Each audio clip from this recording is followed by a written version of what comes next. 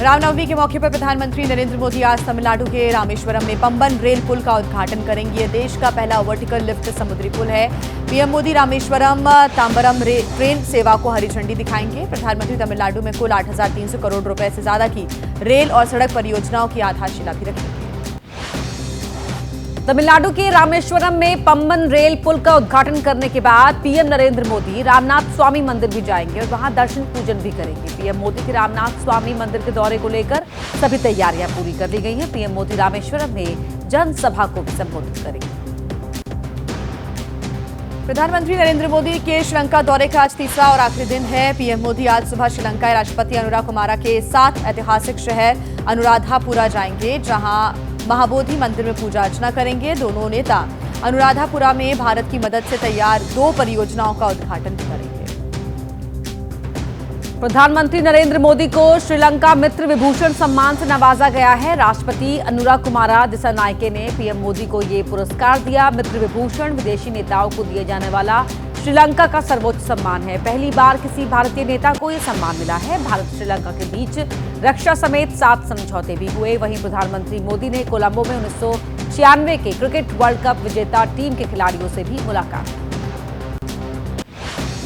आज रामनवमी है। पिछले सालों में रामनवमी में हुई हिंसक घटनाओं के मद्देनजर देश भर में सुरक्षा के कड़े इंतजाम किए गए हैं। पश्चिम बंगाल, यूपी, बिहार, महाराष्ट्र, झारखंड, मध्य प्रदेश, गुजरात समेत कई राज्यों में पुलिस और सुरक्षा बल मुस्तैद है। फ्लैग मार्च किया जा रहा है।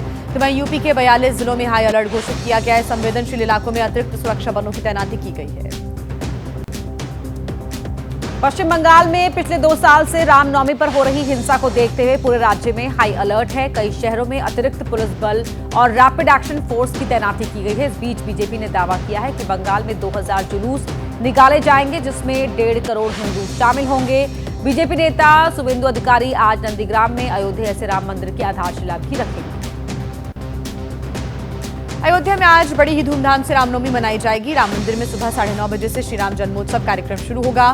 दोपहर 12 बजे रामलला का सूर्य तिलक किया जाएगा। अयोध्या में रामनवमी के मौके पर पहली बार दीपोत्सव भी होगा। इस दौरान 2 लाख से अधिक दिए जलाए जाएंगे। श्रद्धालुओं पर ड्रोन के जरिए सरयू नदी का जल भी छिड़का जाएगा।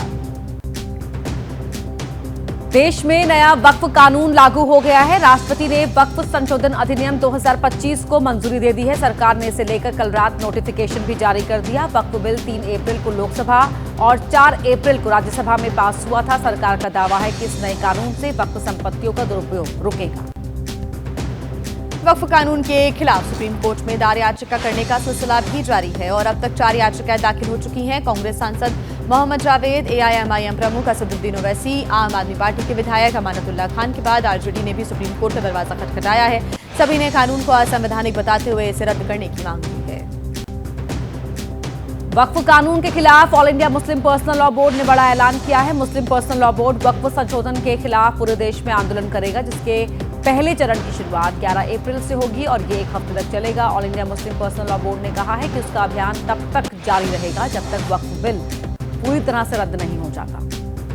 वक्फ कानून को लेकर बिहार में सियासी घमासान जारी है। तेजस्वी यादव ने ऐलान किया है कि उनकी सरकार बनने पर बिहार में वक्फ कानून लागू नहीं होगा। तेजस्वी के इस बयान पर डिप्टी सीएम सम्राट चौधरी ने पलटवार किया है।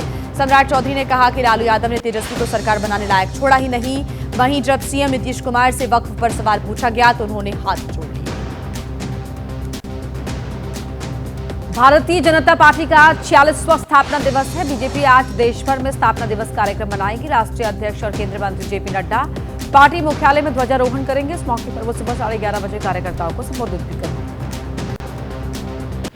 गृह मंत्री अमित शाह का आज से 3 दिन का जम्मू कश्मीर दौरा है। शाम 6 बजे जम्मू पहुंचेंगे शाह, जहां बीजेपी विधायकों और पदाधिकारियों के साथ बैठक करेंगे। अमित शाह कल कठुआ में भारत पाकिस्तान सीमा पर एक अग्रिम चौकी का दौरा करेंगे। तो वहीं शहीद पुलिसकर्मियों के परिजनों से भी मुलाकात करेंगे। उन्हें अनुकंपा नियुक्ति पत्र देंगे। शाह कल श्रीनगर भी जाएंगे।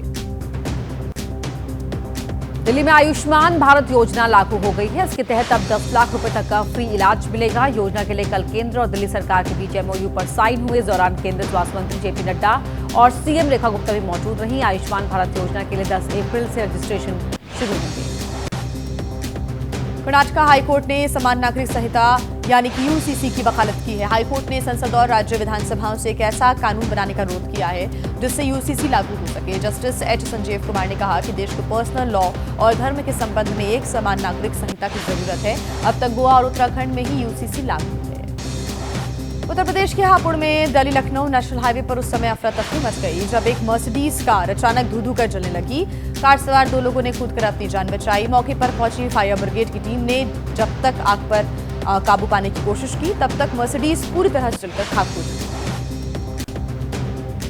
दिल्ली में भयानक हादसा हो गया। कापस सेड़ा इलाके में रोलर कोस्टर राइड टूटने से 24 साल की लड़की की मौत हो गई। Fun Food Village water park में मंगेतर के साथ घूमने गई लड़की की झूला राइड के दौरान हुए हादसे में मौत हो गई। पुलिस ने एफआईआर दर्ज कर जांच शुरू कर दी है।